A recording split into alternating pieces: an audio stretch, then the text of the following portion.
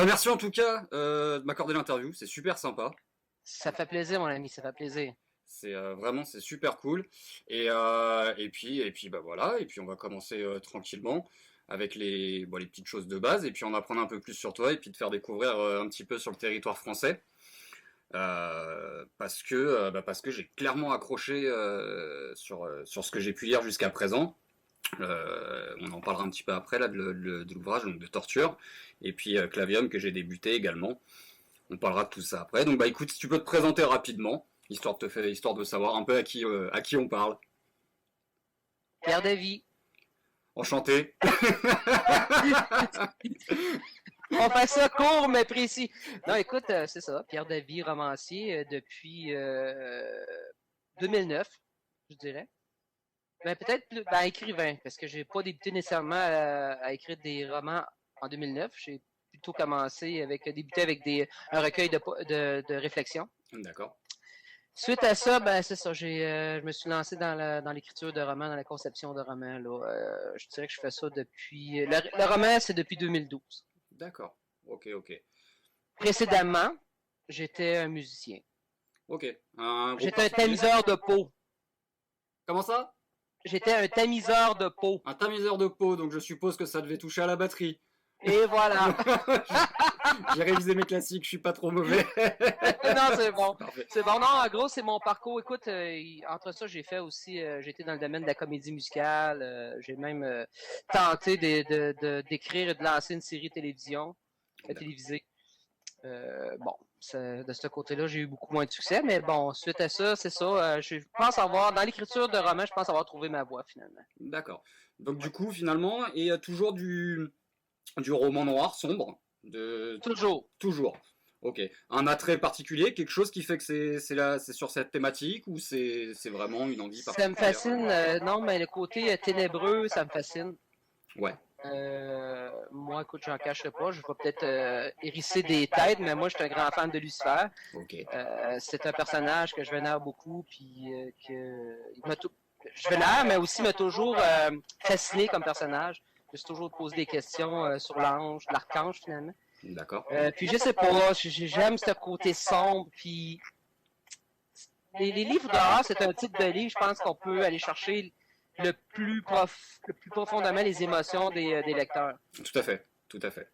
C'est là qu'on va les chercher au maximum. Là. C'est pas un roman à l'eau de rose qui va faire éclater la peur, la frayeur, l'envie de survie des lecteurs. Parce que veut pas, les lecteurs sont tellement accros aux personnages souvent que eux-mêmes ont envie de survivre à l'histoire, ont envie de survivre avec le personnage. On veut pas crever, on va pas devenir des barres froides. On veut survivre puis finir à la fin comme étant des vainqueurs. Mais pourtant, sauf que dans mes romans, c'est très rare que les gens survivent.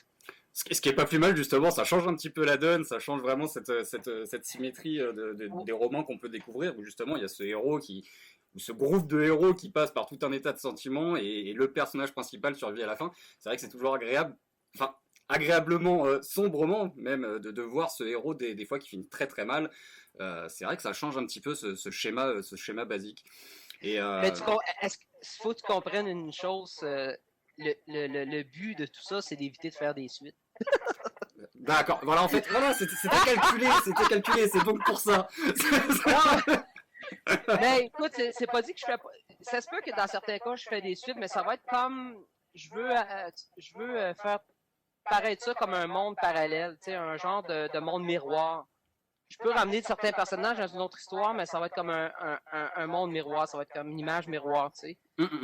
On revoit ces personnages-là, mais on les voit dans d'autres situations. Ils ont des situations existentielles différentes de ce qu'on peut retrouver dans des livres précédents. Tout à fait, tout à fait. Parce que j'aime beaucoup, tu vas t'en rendre compte que j'aime beaucoup ramener certains personnages dans mes histoires, là, des clins d'œil sur mes autres livres, tu vas en trouver. Là. C'est certain que La Viam, c'est mon premier roman, tu le verras pas. Mais si tu continues à te taper les autres romans, tu vas te rendre compte, ah oui, ok, oui, il l'avait dans l'autre roman précédent, ce personnage-là. Ou c'est la situation comme telle, la conjoncture. Et du coup, tu rédiges des schémas auparavant, où ça devient un petit peu comme ça en allant de l'écriture, où tu as déjà un début, une finalité, et tu brodes autour, comment tu fais? Exactement. Ben, c'est plus le dernier point. Oui, je suis plus du type, je vais chercher l'idée de base. Ouais. Suite à ça, je vais, oui, effectivement, lancer un début. Je vais essayer de me taper un milieu d'histoire, puis la fin. Moi, dès que j'ai ces trois éléments-là, comme je dis si bien souvent, je prends le squelette, puis ensuite je mets la viande. D'accord. Je mets les membres de la viande, les intestins et tout ce que tu peux. D'accord, ok. Ouais, donc il n'y a pas de schéma en fait vraiment précis. Tu fais pas ce principe de. Non, c'est ça. Ouais, ce qui est Je vais prendre des notes. Ce que je vais faire, je vais prendre des notes sur certains personnages parce que je veux quand même, si je leur donne une personnalité, je veux pas non plus le transformer au courant de l'histoire, au courant de l'écriture. Ce que je fais souvent, c'est que je vais écrire mes personnages, je vais leur donner un nom, je vais me donner des notes, je vais apposer des notes en ce qui concerne leur caractère. Bien sûr. Mais pour ce qui est du reste, effectivement, moi, ça vient tout. Écoute, je veux pas me mettre sur un piédestal, mais le syndrome de la page blanche, j'ai jamais connu ça. Oui, c'est vrai que ça peut paraître rare, oui, effectivement. Non, moi, ça tourne toujours dans, ici, l'engrenage dans le cerveau, là, ça arrête jamais, là. Il n'y a pas de sabots qui ont été mis, là. Il n'y aura jamais de sabots qui vont être mis là. À moins de venir à Alzheimer. À moins d'être atteint de la maladie d'Alzheimer. Mais tu t'en souviendrais plus pour pouvoir en parler. Exactement. Mais pour ce qui est du reste, comme je te dis, moi, écoute, j'ai toujours des idées, ça arrête pas.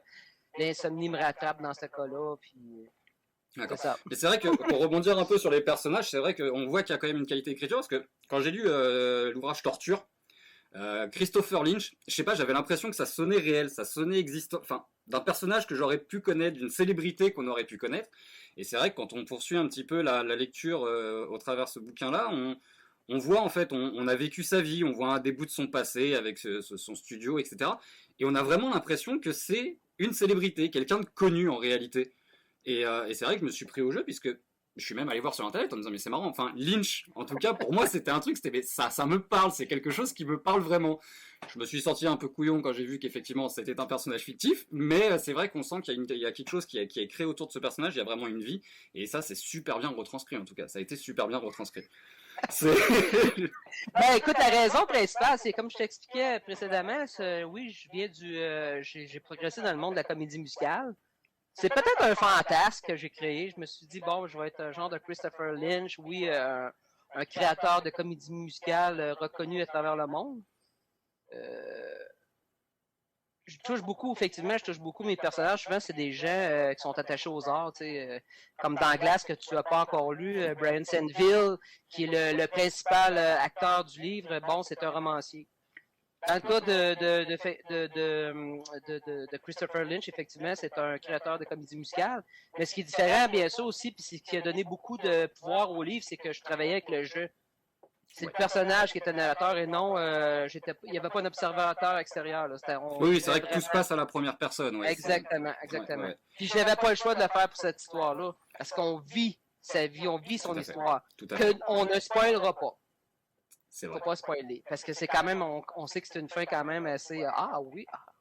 C'est vrai que c'est une fin. Enfin, elle est pas. Pour moi, elle n'était pas prévisible. C'est-à-dire que on peut faire des suppositions, on peut imaginer plein de choses. Mais c'est vrai qu'une fois qu'on arrive à la fin, c'est pas quelque chose. Alors surtout comme moi qui découvrais à ce moment-là ta plume, sachant pas où tu pouvais emmener, je me suis vraiment senti vraiment pas déçu de cette fin et je pouvais pas. Enfin, je l'avais pas imaginé, je m'y attendais pas. Et c'est vrai que d'ailleurs, c'est des choses qu'on retrouve un petit peu dans des lectures plus classiques comme Stephen King. Et il y a eu beaucoup d'avis qui ont été d'ailleurs dans ce sens, en disant que tu étais un petit peu le Stephen King moderne. Et c'est vrai qu'on retrouve un petit peu Canadien, on dit canadien. Dans mon cas, on dit québécois, mais écoute, je ne veux pas me comparer non plus au maître de l'horreur. Moi, j'espère juste qu'un jour, on va dire d'un auteur, on dirait un Pierre David français. Ça viendra, j'en suis certain. J'en suis certain. Alors d'ailleurs, tu parles également comédie musicale. Donc j'ai lu Torture, j'ai bientôt fini Clavium, et je vois, j'ai feuilleté rapidement Schwarzer Bunker, et je vois qu'il y a toujours ce même principe, du coup, avec un texte et des paroles. Des paroles comme une musique. Oui, des paroles de chansons. Bon, en fait, j'ai lancé, écoute, à la base, j'ai lancé l'idée avec Clavium, parce que oui, Clavium, Je pense que tu l'as découvert aussi. Au départ, Clavium avait un album en chansons téléchargeables qui était lié intimement avec le livre. Plus maintenant. Là, j'ai fait une refonte de Clavium, puis j'ai laissé de côté l'album en chansons. Mais oui, effectivement, puis ça m'a apporté, dans ce cas-là, ça m'a obligé à écrire des textes de chansons dans le livre. Parce que je voulais que, premièrement, les textes de chansons, il faut que les gens le sachent. C'est des textes de chansons qui sont, je répète encore le mot, intimement liés à l'action. C'est-à-dire que c'est pas un texte de chanson lancé comme ça dans l'espace. C'est vraiment un texte de chanson qui fait allusion à ce qui se passe dans le livre. Au lieu d'en faire des paragraphes écrits traditionnels, moi, je fais chanter les personnages. Ouais. C'est certain que dans Clavium, c'était plus punché parce que oui, on avait la musique qui mariait les textes de chansons. Maintenant, c'est juste des textes de chansons, il n'y a plus de musique. Par contre, ça demeure toujours le même principe. Texte de chansons, c'est le côté, comment je pourrais dire ça, dont je cherche le terme, c'est le côté motif du passage dans le livre. Là, tout à fait.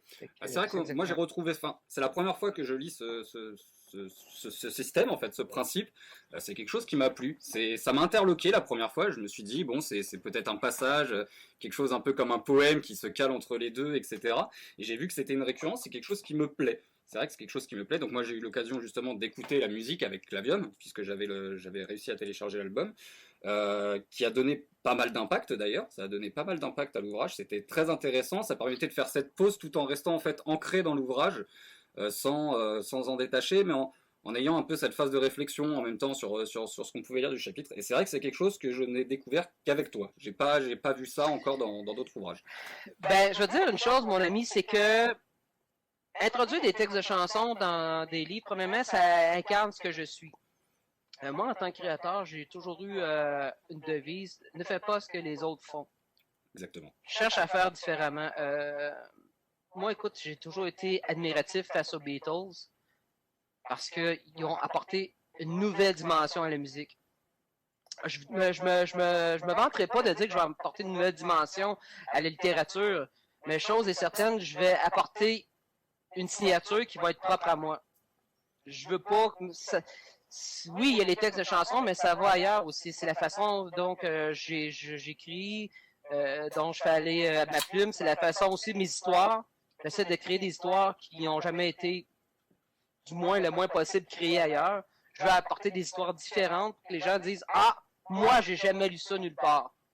Je suis bouche bée, j'ai jamais lu ça nulle part. » Puis je te dirais que jusqu'à maintenant, je pense avoir réussi ma mission parce qu'il y a beaucoup de gens, effectivement, qui me disent « Pierre, on n'a jamais zioté des livres comme les tiens. » C'est vrai que c'est quelque chose d'unique. Jusqu'à présent, c'est quelque chose d'unique. Alors, c'est vrai je navigue pas mal entre les avis qu'il y a sur Internet, sur des personnes à qui je fais lire l'ouvrage, etc., histoire d'avoir des ressentis. Et il n'y a pas de demi-mesure. On aime ou on n'aime pas. Et voilà. Effectivement, il n'y aura jamais de zone grise avec David. C'est tout à fait ça. C'est blanc ou c'est noir. C'est ça. Et je trouve que c'est pas plus mal finalement, parce que justement, tu vises un public, tu te fais plaisir à écrire comme tu as envie de le faire. Tu vises un public et il n'y a pas un peu comme comment dire en musique, il n'y a pas d'industrialisation. C'est pas quelque chose qui est fait pour, effectivement, tout le monde. Si ça ne te plaît pas, passe ton chemin et puis tu trouveras certainement quelque chose de plus axé au grand public. Exactement. Écoute, est-ce qu'on s'entend très bien, moi et toi, de dire que des auteurs, il y en a une panoplie d'auteurs. On rentre dans une librairie, on va le comprendre tout de suite. Là. On va peut-être avoir 500 noms différents dans une librairie. Là. Oui, effectivement, les gens vont trouver ce qui leur plaît. J'ai rien contre ça. Moi, j'ai ma façon d'écrire. Si ça plaît aux gens, tant mieux. Si ça plaît pas aux gens, tant pis. Écoutez, effectivement, vous pouvez vous rabattre sur d'autres choses. Mais moi, je changerai pas ma façon d'écrire parce qu'on m'a proposé souvent, Pierre, change ta plume si tu veux te trouver une maison d'édition traditionnelle, une grande boîte qui va pouvoir te diffuser, te distribuer à grande échelle, tu devrais changer ta plume. C'est certain que ça avait été tentant, mais suite à ça, je me suis dit, bon, non. Je vais être fidèle à ce que je fais, je vais rester fidèle à ce que je suis. Puis si ça me coûte juste de l'auto-édition, ça sera de l'auto-édition. Du coup, c'est un choix, voilà, j'allais venir, du coup, c'est un choix personnel pour toi d'être auto-édité finalement dans cet axe-là, puisque tu ne veux pas changer ta façon de faire et que ça ne te plaît pas forcément enfin, ce n'est pas vendeur pour une maison d'édition tout simplement en fait, c'est ça? Exactement. Okay. Ah non, ça c'est définitif. C'est certain qu'on me donne pas cette raison-là. Là. On me donne toujours d'autres raisons que genre, ah non, votre livre ne correspond pas à notre ligne éditoriale. En gros, je te dirais 98,9% du temps, c'est ce qu'on me rabote comme on me rabat les oreilles avec cette raison-là pour me dire que non, on refuse un de mes manuscrits. Mais on sait très bien qu'il y a quand même une très, très, très grande partie de conservatisme au cœur des maisons d'édition. On veut garder le vieux genre, on veut garder le vieux style, puis c'est correct. Ouais. Il faut du fonctionnel, il faut que ça brasse un minimum. Et puis... Exactement, il faut que ce soit vendeur. C'est comme, écoute, on aurait voulu faire une Céline Dion de moi, mais je préfère être une Madame Tourtempion que personne connaît. Madame Tourtempion est très bien parce qu'elle a toujours plein de bonnes histoires à raconter au coin du café, donc c'est parfait. C'est vrai.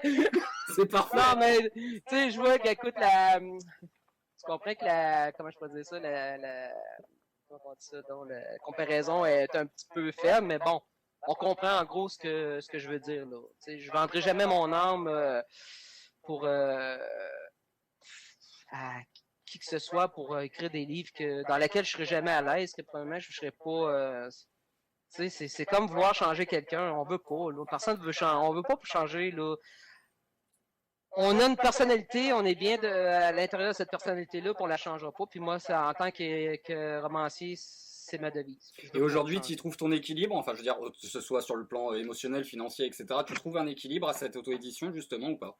Oui, sauf qu'à côté mental, on a encore des problèmes, mais bon. Ça donne des excellents livres. Fait qu'on va continuer quand même à avoir des déraillements mentaux.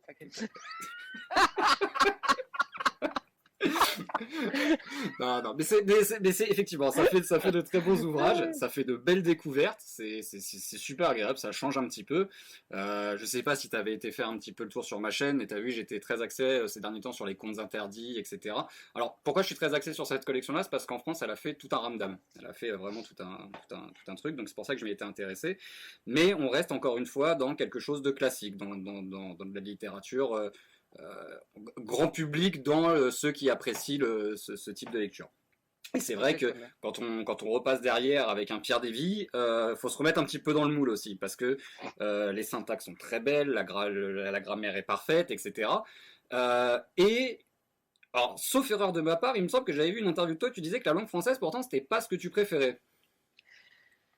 Oh. Non, écoute, au secondaire, ce que je pense qui équivaut à votre collège, à votre collégial, je détestais le français. Les cours de français, c'était, excuse-moi, c'était mais le jour où je me suis permis d'écrire mes premiers textes, qui étaient des paroles de chansons, ça a été un changement radical. Écoute, c'est certain, ma grammaire était défaillante. J'ai dû revoir ma grammaire.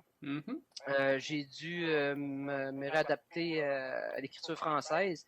Mais plus que je progressais au niveau de la conception soit de textes de chansons, de scénarios, de livres, je me suis rendu compte à quel point j'adorais la langue française, j'adorais l'écriture. Puis aujourd'hui, je peux pas m'en passer. Tu sais, c'est vrai que le français, c'est une langue à part. Là. Les Anglais ont toujours dit que la langue française, c'était comme un genre de mélodie poétique au niveau linguistique, puis ils ont raison. Ouais. Puis aujourd'hui, je suis prêt. Aujourd'hui, écoute, comme je te dis, je suis un grand amoureux des mots, puis j'ai besoin de mes mots aujourd'hui. J'ai besoin de mes mots en français. Ouais. Mais en tout cas, c'est vrai que j'ai été interloqué quand j'avais entendu ça. Je me suis dit, mais comment on peut si bien manier la chose en n'aimant pas la langue? Effectivement, moi c'est pareil. Hein. Alors je suis très très mauvais bilingue. Hein. J'ai étudié l'anglais, etc. sur ma scolarité. Je n'aimais pas, et aujourd'hui c'est pire que ne pas aimer. C'est que je déteste au point de le parler très très mal. Je le comprends, mais c'est vrai que c'est quelque chose que je n'utiliserai pas tous les jours. Et au contraire, si je peux m'en passer, je m'en passe, quoi. J'ai pas réussi à faire de revirement sur ce. Mais je veux dire une chose, je pense que mon côté créateur a quand même pris le dessus là-dessus. Tu sais, veux pas, moi je me suis tôt considéré comme moi j'ai une âme d'artiste. Écoute, on a une façon de vivre, on a une vision différente d'une personne, je sais pas, qui travaille soit dans un bureau. Tu sais, on a une perception différente de la vie. Écoute, j'apaise pas personne, là. Je dis juste je sais pas, on dirait que notre conscience est élevée. Elle est élevée, puis ça nous apporte ailleurs.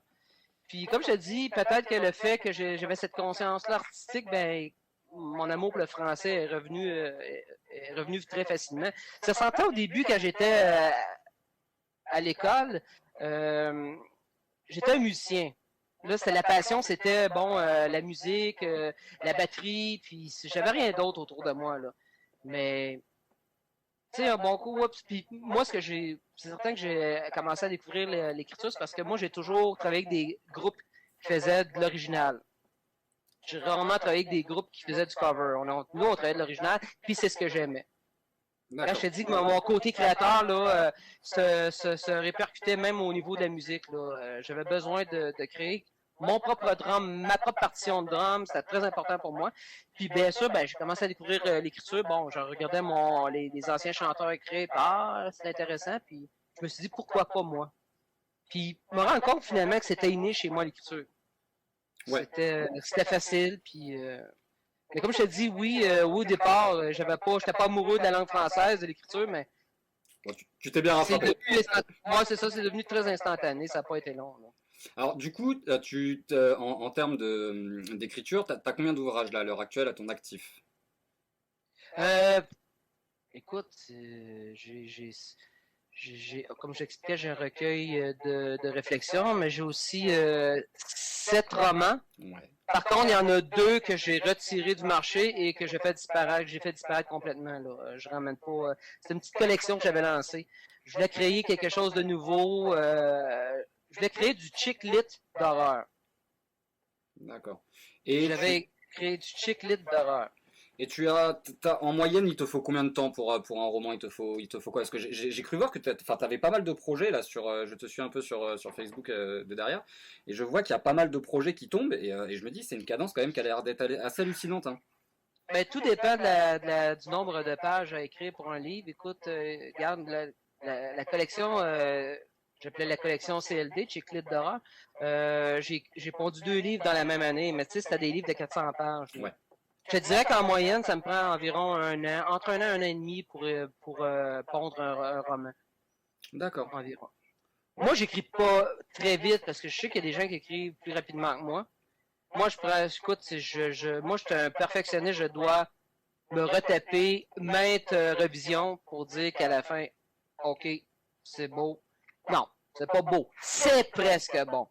Mais presque n'est pas assez. C'est ça, je me dis c'est potable, je pense que ça peut être vendable, je pense que les gens vont apprécier.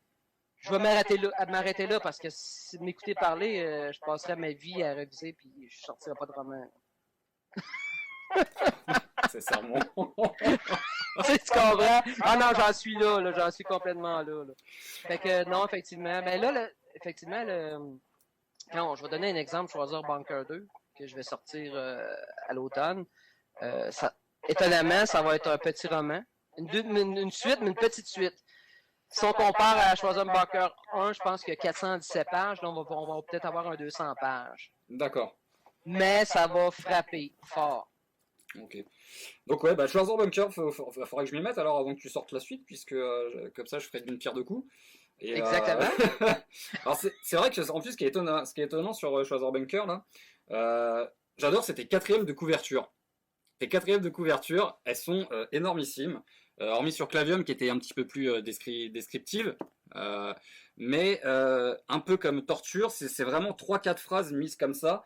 Ça laisse. Enfin, pour celui qui connaît pas, c'est très compliqué de savoir ce qu'il découvre à l'intérieur. Alors, exactement. Est-ce que c'est un risque que tu prends volontairement ou est-ce que c'est parce que je me mets en tant que j'ai fait des études de librairie avant de faire ce que je fais aujourd'hui et on étudie un petit peu justement tout ça, ces mises en page, ces choses-là. Moi aujourd'hui je suis libraire, je présente ce livre, je le mets sur ma table. Comment la personne sait à quoi s'attendre à l'intérieur en fait? Vu que cette quatrième de couverture justement n'est pas explicitement, n'explique pas exactement ce qu'il peut y avoir dans l'ouvrage. Je suppose que c'est un choix personnel pour laisser une certaine part de mystère, mais ouais. Comment il sait dans quel genre il va se lancer en fait? OK. D'entrée de jeu, je veux dire que le livre que tu as présentement, la page couverture n'existe plus. Ça, c'est un livre de collection que tu as présentement parce que, je sais pas si tu as remarqué, j'ai changé le cover du livre. Ouais, tout à fait. Le résumé à l'arrière du livre, je fais un aveu. Je vais avouer une chose. Je le fais à la Jean-Christophe Granger. D'accord. Si quelqu'un connaît l'auteur, ces gens-là savent que Jean-Christophe Granger ne laisse que quelques phrases en suspens sur son résumé pour justement essayer d'allumer la curiosité des lecteurs. Je joue le même jeu. Ça, à part, hormis effectivement Clavium, où ce que j'ai vraiment détaillé, j'ai mis un bon résumé en détail. Mes autres romans, effectivement, c'est 2-3 phrases, juste pour un petit peu chicoter la curiosité des gens. Tu sais, je veux vous chatouiller. D'accord. Ouais. Comme dans Torture, je sais pas si tu as Torture près de toi, t'as remarqué Oui, que Torture. ouais, tout à fait. Bon, je l'ai juste là, oui, qui avec ses phrases. Et voilà. C'est ma façon maintenant de faire. Puis c'est ça. Non, mais c'est vrai, que c'est vrai que ça a fonctionné. Hein. Ça a fonctionné pour moi, je le vois. Hein, quand j'ai lu cette 4e de couverture, je me suis dit, bon, bah. Ouais, pourquoi pas? Pourquoi pas? Écoute, c'est certain que le C4, il doit être explosif.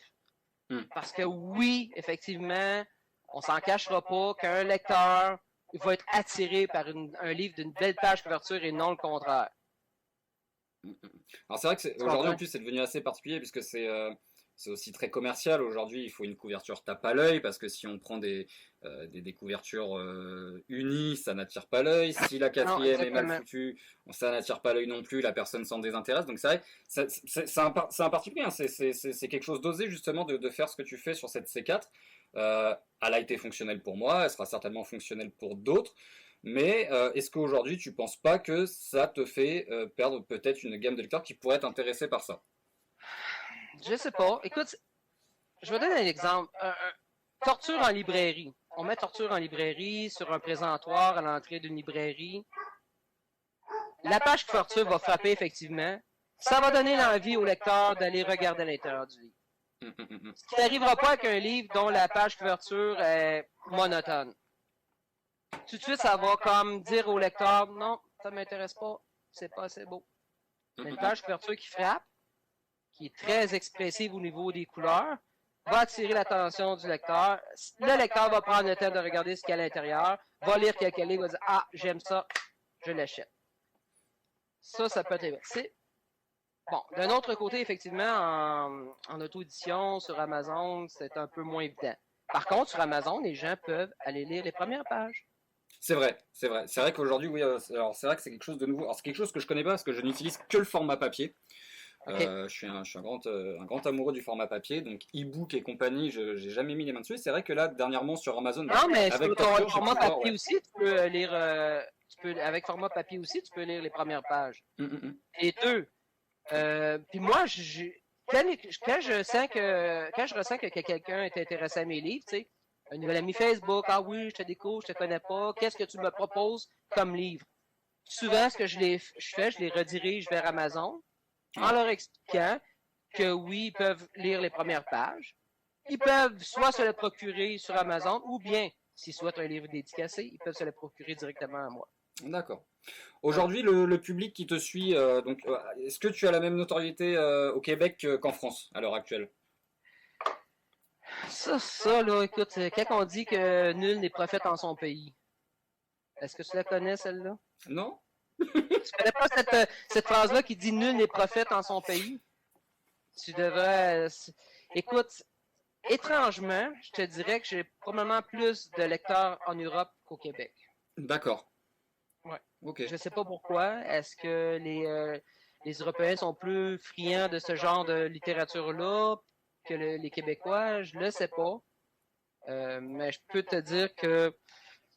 Je te dirais que c'est un 60-40. 60% de lecteurs européens, 40 Québécois. Oui, ce qui reste quand même assez proche malgré tout. Alors, si ça peut t'aiguiller, aujourd'hui, dans toutes les lectures horrifiques noires que j'ai pu lire jusqu'à présent, je trouve mon compte qu'au Québec. Parce que aujourd'hui, la littérature horrifique sur le territoire, alors je sais pas si c'est lié à une une loi de censure, si c'est une censure des auteurs eux-mêmes qui s'imposent ce style d'écriture avec une grande retenue, je ne sais pas. Mais hormis sur du vieux roman, sur des auteurs d'époque, pour vulgariser la chose, du Edgar Allan Poe, ce genre de choses-là, on retrouve pas d'auteurs contemporains, en tout cas en France, qui ont cette capacité de description horrifique dans des ouvrages. Alors c'est peut-être pour ça que justement les pays francophones et européens se fournissent peut-être un peu plus au Québec, puisque là-dessus c'est vrai qu'on y retrouve des lectures horrifiques sans tabou, sans tabou. Donc je pense que ça doit être lié à ça. Je pense que ça doit vraiment être lié à ça. Écoute, moi personnellement, je commence à croire que l'être humain est devenu frileux. Ouais. Très frileux. On va aller plus art large. Des fois, c'est ça, soit dans le domaine de l'humour. Là, c'est rendu qu'on doit faire, je sais pas si c'est ici au Québec, un humoriste qui a monté un spectacle d'humour, un passage sur un jeune chanteur, qui a des petits problèmes de santé, mais tu sais, il essaie d'expliquer en humour qu'il savait pas chanter, puis ça a fait une tollée au Québec. Poursuite. Bon, on peut parler de quelque chose de plus connu, l'histoire Yvan Godbout. Ouais. Où il y a eu des poursuites judiciaires parce qu'il y a eu un passage d'un roman un peu trop osé au niveau de la jeunesse, au niveau pédophilie, mais tu sais, c'est de la fiction. Oui. Est-ce que l'être humain est rendu est-ce que l'être humain est rendu aussi débile pour pas faire la différence entre de la fiction et de la réalité? Parce qu'aujourd'hui, tout est sujet à tabou, malheureusement, tout est sujet à redire. Est-ce que c'est à cause des réseaux sociaux? Est-ce qu'on partage trop de choses qui fait que, bon, OK, là, il y a un dérapage, on voit ça comme un dérapage, puis oui, il y en a qui exagèrent, on s'en cachera pas, il y en a qui exagèrent sur leurs commentaires, sur leurs propos. Mais, quand tu es dans le domaine des arts, puis tu crées, c'est de la fiction. Ouais. Oui, c'est peut-être un fantasme quelque part du créateur, du romancier, de l'humoriste ou de l'acteur, je sais pas, mais ça demeure de la fiction. Tout à fait. Il faut faire la différence entre les deux. Puis malheureusement, effectivement, il y a beaucoup de censure maintenant. Tu parles des auteurs européens qui ont peur de la censure. Ils ont peut-être raison quelque part. Ça commence à censurer. Non, c'est intolérable ça. Non, c'est intolérable. On peut pas accepter ça. Il faut que faut que ce soit du politiquement correct. C'est vrai que c'est un petit peu dommage, quoi.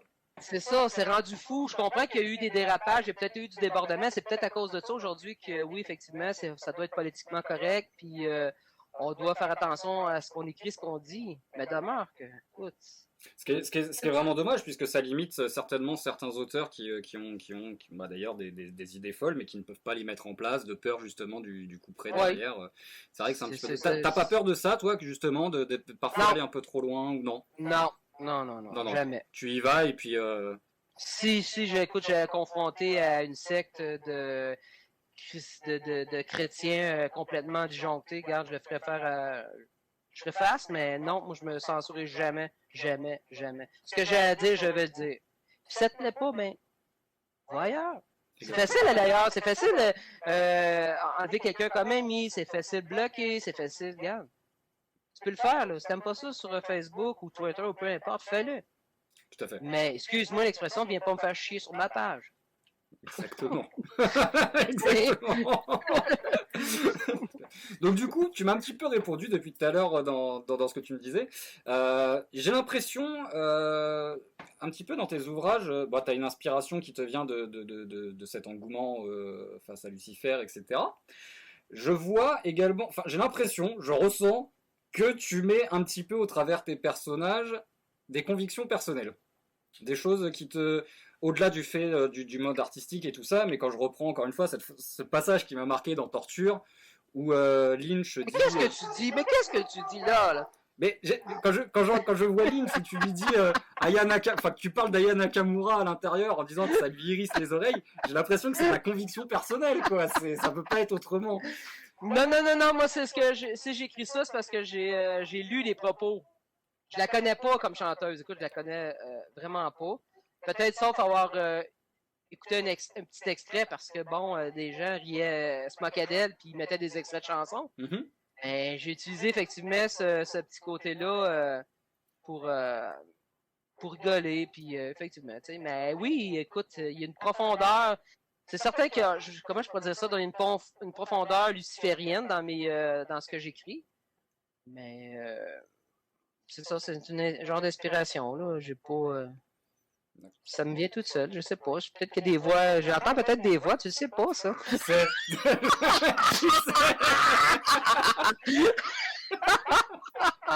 Ce n'est peut-être d'ailleurs pas toi qui me parle à l'heure actuelle. Non, c'est ça! Je suis possédé. Non, c'est ça. Écoute, comme je te dis, non, pas de censure. Écoute, si un jour je dois me censurer, si un jour je dois rentrer dans le moule en tant que créateur, moi, c'est certain que c'est terminé comme. Mais plutôt arrêter, ouais. Ah ouais, j'arrête tout Ouais. ça. Ouais, je vais aller ramasser des. Je sais pas, des bouteilles vides dans la rue. Mais je ferai pas ça. Je vais arrêter tout ça, c'est sûr. Je peux comprendre, ouais, je peux comprendre.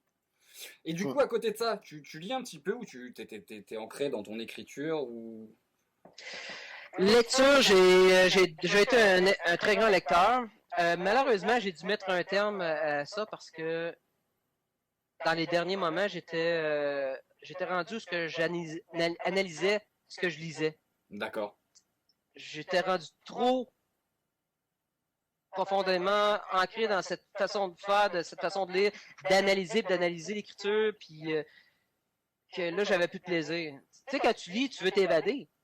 Tu lis un livre, c'est pour t'évader, c'est pour embarquer dans l'histoire. J'embarquais plus dans l'histoire, je faisais juste analyser ce que les autres auteurs écrivaient. Encore plus que moi, j'étais un fan de Granger, puis Granger, c'est une plume incroyable. Écoute, là, à force de le lire, je devenais découragé. Je dis, c'est incroyable, je serai jamais comme lui, je pourrais jamais atteindre ce niveau-là. Donc, oui, effectivement, à partir de là, j'ai arrêté de lire, malheureusement. D'accord. Et tu lisais un petit peu justement aussi de l'horrifique, du sombre, ou tu avais des...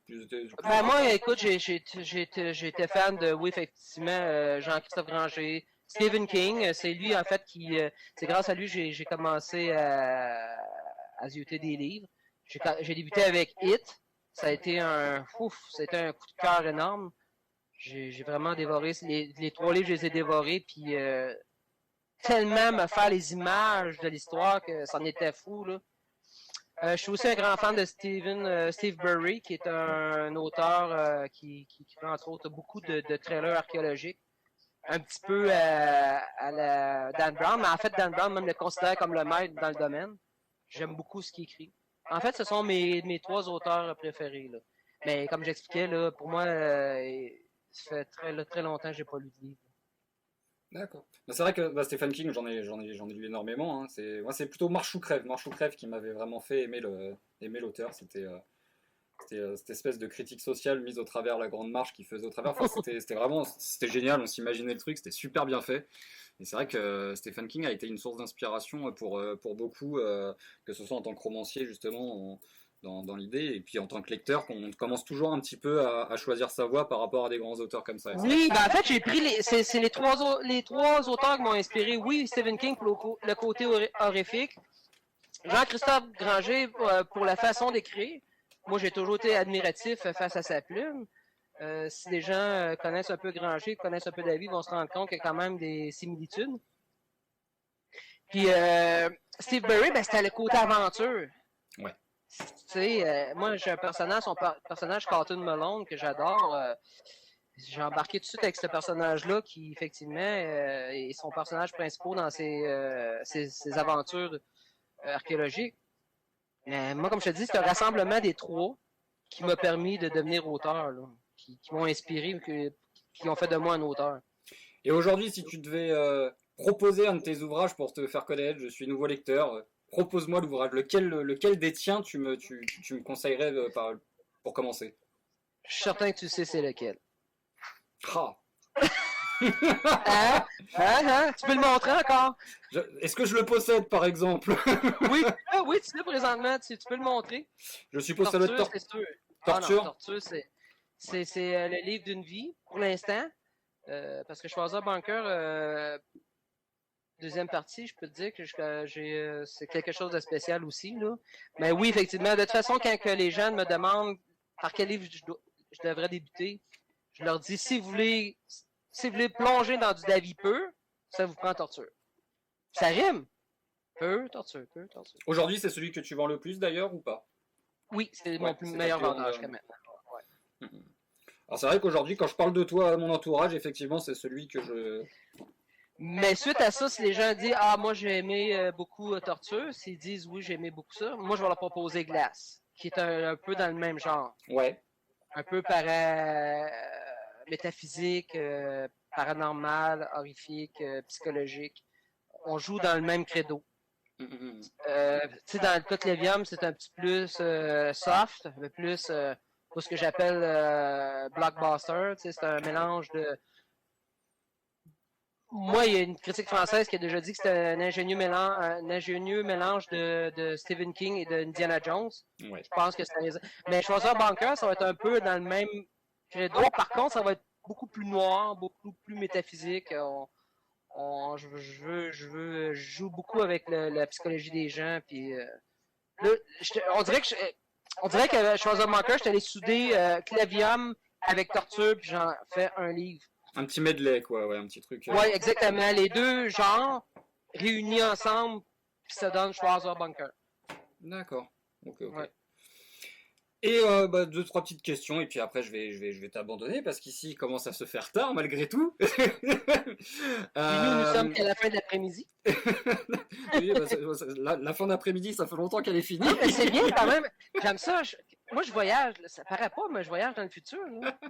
Aujourd'hui, 6 heures plus tard. Non, après, on va arriver en retard au boulot et tout, ça va faire mauvais genre. Je vais pas. Exactement. Ça va mal passer. Bon. Aujourd'hui, quand tu écris, t'écris comment? Logiciel, sur Word, papier, à l'ancienne Sur Word. Ouais, pas de logiciel de. Oui, je prends comme je t'expliquais tantôt où ça m'arrive de prendre des notes. Parce que des fois, il m'arrive. Moi, souvent, quand je vais me mettre à l'horizontale dans mon lit pour la nuit, souvent les idées me viennent avant de m'endormir. Ouais. Donc, souvent, j'ai mon cahier de notes à côté de ma table de chevet, sur ma table de chevet. Je prends des notes. Je prends quelques notes, mais comme je te disais, pour ce qui est du reste, tout est craché sur Word. Ouais. D'accord. Et aujourd'hui, je suppose qu'il y a une madame qui te soutient derrière tout ça. Oui, Madame Oligny. Madame. Que tout le monde connaît, parce que maintenant, Madame Oligny, on a pondu, on a créé deux recueils de poésie. Ouais. Donc les poésies de Déo, c'est ça? Ouais, les poésies de Do, un regard sur la vie, puis les poésies de Do, un regard sur les ténèbres. Un recueil de poésie qu'on vient tout juste de sortir, qui est beaucoup plus sombre, beaucoup plus horrifique. Mm-hmm. On a sorti ça tout dernièrement, mais oui, effectivement. Puis oui, j'ai un appui, un très, très, très fort appui de ma conjointe là, au niveau d'écriture, au niveau de promotion, puis tout. Là, j'ai la femme derrière l'auteur. Derrière chaque grand homme, il y a une femme. Oui, non, mais je dirais pas que je suis un grand homme, mais tu sais, je peux me vanter de dire qu'il y a quelqu'un derrière moi qui m'encourage. Ça n'a pas toujours été le cas, puis je pense que c'est peut-être pas nécessairement le cas à tout le monde aussi. Là. Tu lui fais lire un petit peu en allant, ou tu attends toujours la finalité, ou tu lui demandes conseil un petit peu lors de tes écritures, ou pas du tout? Elle fait partie, écoute, au départ, j'avais un petit groupe de bêta lecteurs. Là, maintenant, j'ai raccourci ça à Patricia, ma conjointe, ainsi qu'à Nathalie Nogrette, qui en même temps regarde s'il ne demeure pas quelques fautes. T'sais, oui, j'ai utilisé un excellent logiciel grammaire, mais par contre, ça quand même, ça demeure toujours que ça se limite. Fait que Nathalie, oui, elle fait la lecture comme bêta lectrice, mais regarde en même temps s'il n'y a pas des petites erreurs qui se glissent dans le livre. D'accord. Mais oui, je peux avoir l'avis de gens, c'est certain que grâce à ça. Mais moi, différemment d'autres bêta-lecteurs, je n'envoie pas le manuscrit final, je l'envoie chapitre par chapitre. Je les fais progresser dans l'histoire.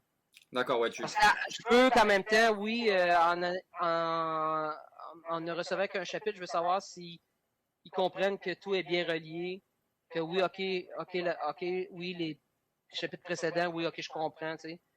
Je veux pas tout leur lancer un produit final, mais plutôt un produit fragmenté.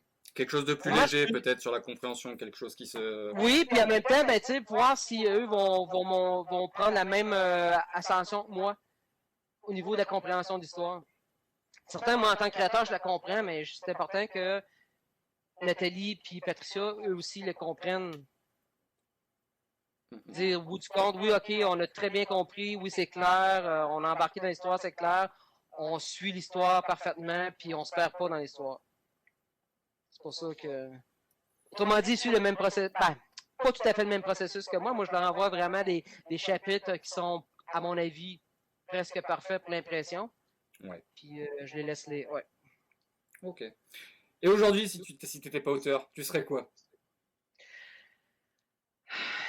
Je vais être franc avec toi, je me vois pas ailleurs qu'être auteur. Pas autrement? Écoute, j'ai pratiqué plusieurs métiers, puis je me suis jamais senti à ma place. D'accord. Si j'avais pas été auteur, j'aurais peut-être été, je sais pas, parolier, musicien, mais je dois demeurer dans le monde des arts. C'est mon monde, c'est mon univers, puis je me vois pas à l'extérieur de cet univers-là. Et ça, Moi, là, ça me convient très bien d'ailleurs. Hein. Pour faire une comparaison, je me suis toujours considéré, je me suis toujours vu, quand je travaillais dans un travail dit traditionnel, je me voyais un petit peu comme un poisson au milieu du désert. Effectivement, ça peut être un peu compliqué. Ouais, On exactement. suffoque rapidement. Oui, c'est ça, exactement. Tu as tout compris le sens de ma comparaison. Je comprends bien. Je comprends parfaitement. Bah écoute. En tout cas, merci à toi. Merci mille fois. Non, c'est merci à toi. Et puis, Merci et à puis toi. écoute, Ne sois pas gêné, je te dis merci à toi. bah écoute, franchement, je peux pas, enfin, c'est vraiment agréable. J'ai vraiment envie de te faire connaître. J'ai envie de partager un petit peu tout ce que tu fais ici. Alors, comme je t'ai dit, j'ai pas une grosse communauté, malheureusement. J'ai une centaine de personnes aujourd'hui qui me suivent. J'espère que ça va monter un petit peu. Mais si vraiment aujourd'hui je peux faire connaître Pierre Davy, que je peux proposer du Pierre Davy et que je peux faire aimer Pierre Davy, je pense que j'aurai réussi ma mission. Je te le dois bien. Voilà, je te le dois bien. Donc, bah écoute, ça m'a fait véritablement plaisir. C'était super agréable. Et, euh, et puis, bah écoute. Ouais. Quand tu veux, on reparle de tout ça, et puis bah, comme d'habitude, je fais les vidéos, je les monte, je te montre, si ça te convient, et puis je continue à faire partager ça, quoi. Écoute, moi, ça va me faire plaisir. J'adore ton professionnalisme. C'est très bien organisé tes choses. Puis effectivement, puis peu importe que ce soit 100 personnes, si on réussit à en convaincre 50, tant mieux. Moi, j'écoute, à petit peu, petit pas. Pas petit pas le dinosaure, mais petit pas. Bon, en tout cas, merci vraiment mille fois à toi. Ok, de rien, mon ami. Et puis, je te souhaite un agréable après-midi. Ok. Et je m'en vais rejoindre les bras de Morphée, et puis de ma femme Mais là, également au passage, quand même. Ouais, non, c'est ça la question. Je pose la question, est-ce que comme des nouveaux amoureux, on dit non, c'est toi qui raccroches, non, c'est toi, non, c'est toi, non, c'est toi? Oh, je... Alors, écoute, on va faire comme on fait tous. À 3, je raccroche. Ok, vas-y. Je te laisse quand même le choix de mettre fin de conversation. Mais effectivement, on se reprend à n'importe quel moment. Là. Eh ben, écoute, merci beaucoup. Bon après-midi à toi. Et à Ouais. une prochaine. Ok, merci mon Allez, ami. À ciao. la prochaine. Bye.